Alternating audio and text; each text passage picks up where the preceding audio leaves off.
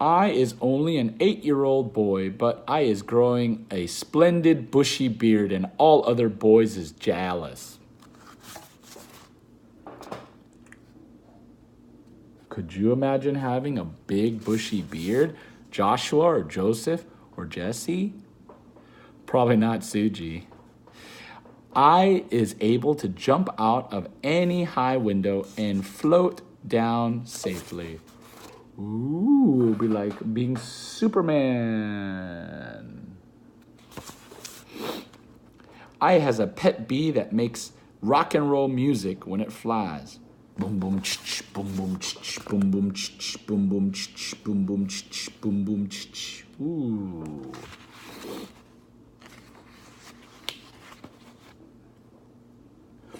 What amazes me, Sophie said, is how you ever learned to write in the first place. Ah, said the BFG, I was wondering how long it is before you asking me that. Considering you never went to school, I think it's quite marvelous, Sophie said. How did you learn? The BFG crossed the cave and opened a tiny secret door in the wall. He took out a book, a very old and tattered one. By human standard, it was an ordinary sized book, but it looked like a postage stamp in his huge hand. One night, he said, I was blowing a dream through a window, and I seized this book lying on the little boy's bedroom table. I wanted it so badly, you understand, but I was refusing to steal it. I would never do that.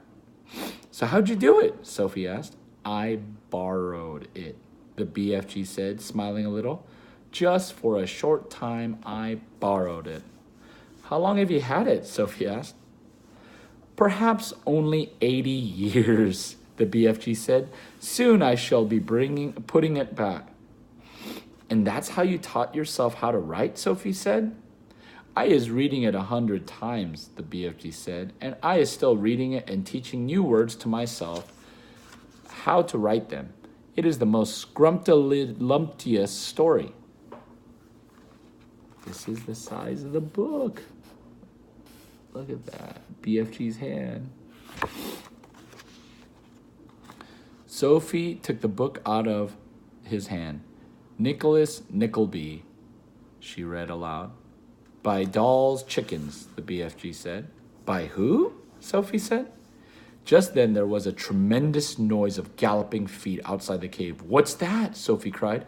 That is all the giants zip-fizzing off to another country to guzzle human beings, the BFG said. He was quickly popped Sophie into his waistcoat pocket, then hurried to the cave entrance and rolled back the stone. Sophie, peeping out the spy hole, saw all 9 of the fearsome giants coming past at full gallop. Where is you off to tonight? Shouted the BFG. We is all flush bunking off to England tonight, answered the flesh lump eater as they went galloping past. England is a luxurious land, and we is fancying a few nice little English childers. I, shouted the maid masher, is knowing where there is a giggle house for girls, and I is guzzling myself full of froth blower. And I knows where there is bugle box for boys, shouted the gizzard gulper. All I has to do is reach in and grab myself a handful. English boys is tasting extra lick swishy. In a few seconds, the 9 galloping giants were out of sight. What did he mean? Sophie said, poking her head out of the pocket. What is a giggle house for girls? He is meaning a girls' school, the BFG said. He will be eating them by the bundle. Ooh. Oh no, cried Sophie. And boys from a boys' school, said the BFG.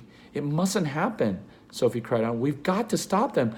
We just can't sit here and do nothing. There's not a thing we can do, the BFG said. We as helpless as horse feathers. He sat down on a large, craggly blue rock near the entrance to his cave. He took Sophie from his pocket, put her beside him on the rock. It is now quite safe for you to be outside until day is coming back, he said. The sun dipped below the horizon, and it was getting dark. Chapter Dreams, Section 2, complete. The next chapter will be The Great Plan. Mommy, Suji, Joshua, Joseph, Jesse, and soon coming baby, I love you. Have a wonderful night. Good night.